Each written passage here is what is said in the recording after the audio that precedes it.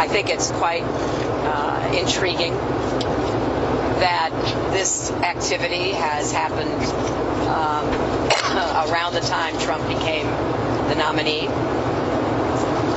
And look, he very early on allied himself with Putin's policies. I mean, to pull out of NATO, for goodness sakes, right?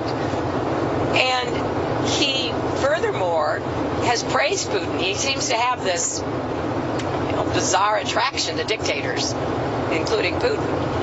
He won't tell us where he owes $650 million. There's a lot of rumors about that.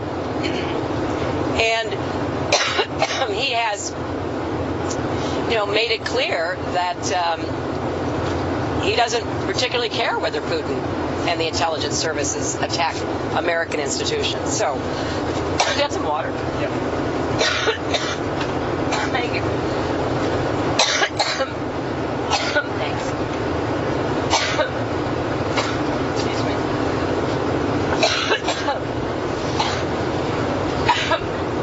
I'll be right back. Well, that was Hillary Clinton, her press conference there aboard her new campaign plane, interrupted.